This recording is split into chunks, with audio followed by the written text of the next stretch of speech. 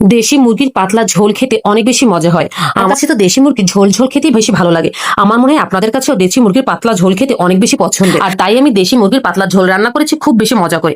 আর যে মজা করে আমি রান্না করেছি সেটাই আমি আজ আপনাদের সাথে শেয়ার করব। এটা খেতে অনেক বেশি মজা হয়, আর এই মজার জিনিসটা নিশ্চয়ই আমি খুব সুন্দরভাবে আমি আমার ভিউয়ার্সদের সাথে শেয়ার করব, এবং সমস্ত রান্নার প্রক্রিয়াটা আমি আপনাদেরকে ভিডিওর মাধ্যমে দেখিয়ে দেব। এটা কিন্তু একদম দেশি মুরগি, বিশেষ করে এই মুরগিটা একদম হাতে পালা এবং ঘাস লতাপাতা ধান খেয়ে এই মুরগিটা বড় হয়েছে। এই মুরগিটা কিন্তু কোনো প্রকারের ফিট, বাজারের ফিট খাইয়ে এটাকে বড় করা হয়, একদম দেশি ন্যাচারাল। আর এর মাংসটা খেতে অনেক বেশি মজা ছিল, আর মাংসটা দেখতেই খুব সুন্দর একটা কালার ছিল, যেটা দেখেই মনে হচ্ছিল যে এটা একদম দেশি ন্যাচারাল। এই মুরগিটাকে আমি আগেই ধুয়ে কুটে পরিষ্কার করে রেখেছিলাম, আর এবার আমি এই মুরগিটাকে রান্না করব।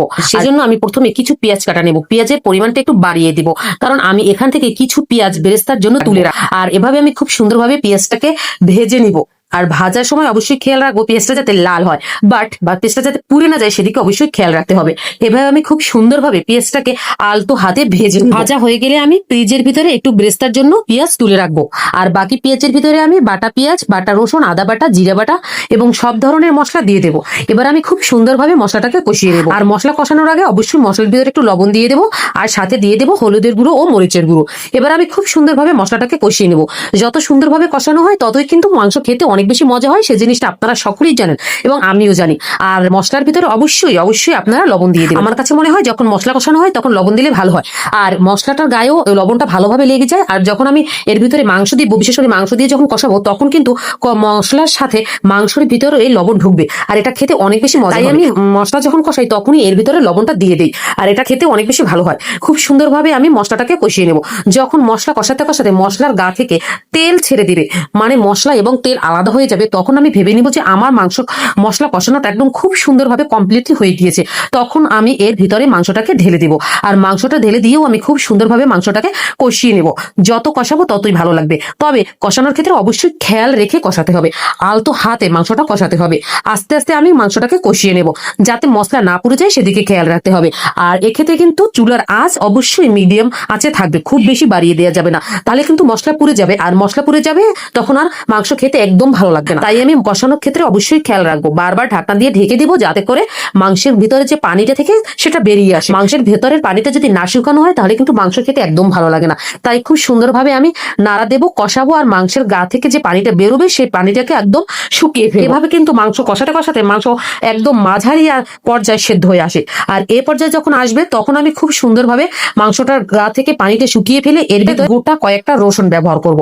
আমার কাছে রসুন খুবই পছন্দের, আপনারা কে কি পছন্দ করেন তা জানি না, তবে আমার কাছে অনেক বেশি ভালো লাগে। মাংসের ভিতরে রসুন দিলে আমার খেতে খুবই ভালো লাগে, তাই আমি গোটা কয়েকটা রসুন দিয়েছি, আর সাথে দিয়ে দিয়েছি আলু দিয়েছি। দেশি মুরগির ভিতরে আলু দিলেও কিন্তু ভালো লাগে, আর আলু যেহেতু অনেক প্রোটিন আছে, পুষ্টি আছে, বাচ্চাদের জন্য খুব উপকারী, তাই আমি মাংসের ভিতরে আলু ব্যবহার করেছি। আর খুব সুন্দরভাবে এবার আমি মাংস এবং আলুটাকে কষিয়ে নেব। আর মাংস এবং আলুটাকেও আমি আলতো হাতে কষাবো, এবং অবশ্যই মশলা যাতে না পুড়ে যায় সেদিকে খেয়াল রেখে আলতো হাতে কষাবো। এভাবে কষাতে কষাতে যখন মাংসটা একদম খুব সুন্দরভাবে একদম কষে যাবে, মানে ঝোলটা শুকিয়ে যাবে, তখন আমি মাংসের ভিতরে অবশ্যই পরিমাণ মতো বুঝে ঝোল দিয়ে দেবো। আর ঝোলের পরিমাণটা আমাকে অবশ্যই বুঝে দিতে হবে, খুব বেশি ঝোল দেওয়ার প্রয়োজন না। আমি যেহেতু কষিয়ে নিয়েছি মাংসটা, তখনই কিন্তু মাংসটা 90%, বিশেষ করে 90%-এর মতোই প্রায় সিদ্ধ হয়ে গিয়েছে, তাই আমি বুঝে এবার মাংসের ভিতরে ঝোল দেবো। আর ঝোলটা আমি ঢাকনা দিয়ে ঢেকে দেবো। আর ঢাকনা যখন দিয়ে ঢেকে দেওয়ার পর আমি মাঝে মধ্যে ঢাকনাটা উঠিয়ে দেখবো আমার মাংসের কি অবস্থা।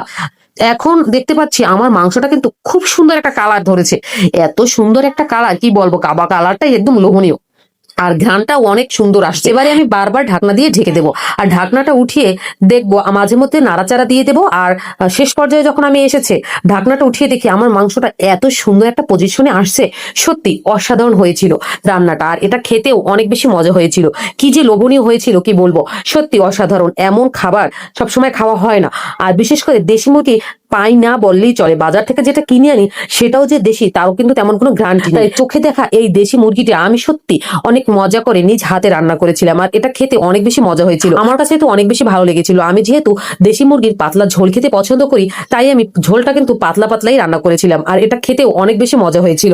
আর 1 চামচ ঝোল ভাতের সাথে খেলে কি যে ভালো লাগে কি বলবো, সত্যি অনেক বেশি ভালো লেগেছিল আমার কাছে, আমার পরিবারের কাছে, আমার বাচ্চাদের কাছে, সবার কাছে অনেক বেশি ভালো লেগেছিল। দেশি মুরগির পাতলা ঝোল। এটা খেতে অসাধারণ হয়েছিল, আর এই অসাধারণ মজাটা আমি আপনাদের সাথে শেয়ার করলাম।